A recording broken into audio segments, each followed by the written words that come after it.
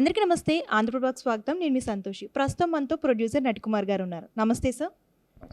Sir అంటే YVS Chowdary చాలా సంవత్సరాల తర్వాత ఒక మూవీ తీయబోతున్నారు. అంటే ఎన్టీఆర్, జూనియర్ ఎన్టీఆర్ అంటే ఎవరైతే పెద్ద ఎన్టీఆర్ గారు ఉన్నారో వాళ్ళ ముని మనవడు. సో మీకు కూడా తెలిసిందే మొన్నే పూజ జరిగింది ఈ మూవీకి సంబంధించి. అంటే ఏంటి సార్ లేటెస్ట్ జనరేషన్ తీసుకొచ్చారు. మనకి జూనియర్ ఎన్టీఆర్ అనగానే గుర్తొచ్చేది. సో మన జూనియర్ ఎన్టీఆర్ గారు 'త్రిబుల్ ఆర్' ఇట్లా మంచి మంచి సినిమాలన్నీ చేసి మంచి ఫేమ్ అయితే ప్రస్తుతం సంపాదించుకున్నారు. సో అంటే అదే పేరుతో ఇప్పుడు తీసుకురావడానికి గల కారణం ఏంటి సార్? ఆయన బాలనటుడుగా ఉన్న సినిమా ఫస్ట్ డిస్ట్రిబ్యూటర్ నేనే. ఆయన బాలనటు జగపతి వెంకటేశ్వర గారు ప్రొడ్యూసర్గా బాలనటుడుగా ఉన్న సినిమాకి ఫస్ట్ డిస్ట్రిబ్యూటర్ వైజాగ్ నేనే.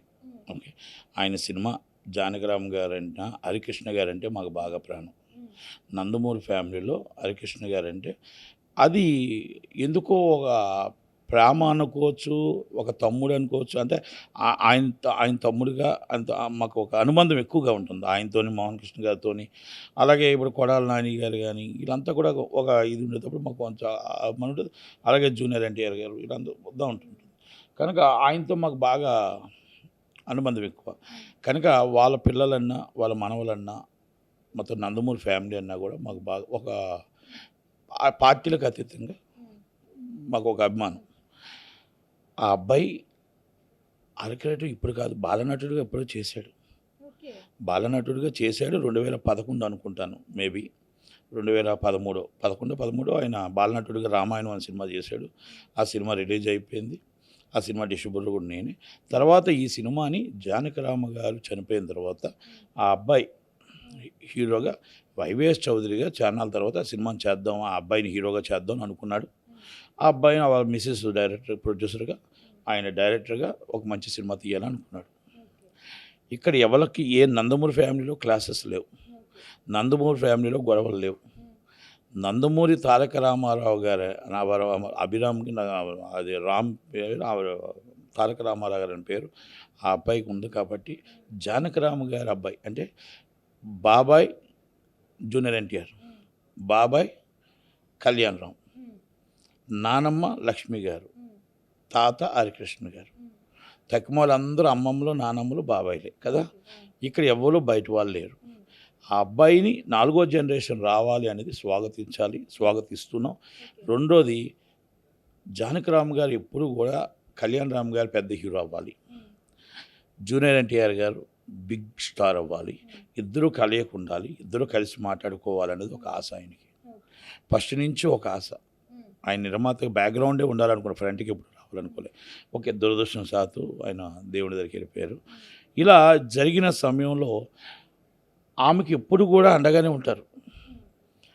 వాళ్ళ వదిన గారికి బాబాయిలు ఎప్పుడు జూనియర్ ఎన్టీఆర్, కళ్యాణ్ రామ్ గారు ఎప్పుడు ఆ కుటుంబం అండగానే ఉంటుంది. కొన్ని సందర్భాల్లో ఇప్పుడు వాళ్ళు ఆశీస్సులు ఎప్పుడో మన ఓపెనింగ్ అప్పుడే ఇచ్చారు.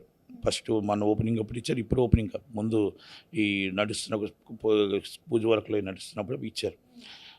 అయితే ఇప్పుడు మొత్తం ఫ్యామిలీ అంతా కూడా వచ్చారు, ఫ్యామిలీ అంతా ఆస్వాదించారు, అమ్మమ్మలు వచ్చారు, అందరూ వచ్చారు, ఆస్వాదించి ఆయన మొత్తం టోటల్గా బ్లెస్సింగ్స్ ఇచ్చారు. సార్ మీరు అన్నట్టే ఫ్యామిలీ మొత్తం వచ్చారని అంటున్నారు కదా. సో అంటే ఈ పూజా కార్యక్రమంలో బాలయ్య కానివ్వండి, జూనియర్ ఎన్టీఆర్ కానివ్వండి, కళ్యాణ్ రామ్ కానివ్వండి వీళ్ళెవరూ రాలేదు. ఎందుకోసం రాలేదు సార్? కాదు బాలయ్య గారు రాకపోవడానికి బాలయ్య గారు ఒక ప్రోగ్రాంలో బిజీగా ఉండొచ్చు. జూనియర్ ఎన్టీఆర్ గారు ఇక్కడ లేరు, వెకేషన్లో ఉన్నారు. కళ్యాణ్ రామ్ గారు నాకు తెలిసి దగ్గరలో లేరు, అందుబాటులో లేరు. కనుక ఇక్కడ ఎవరికి విభేదాలు లేవు. అబ్బాయి విషయంలో అందరూ సపోర్టే.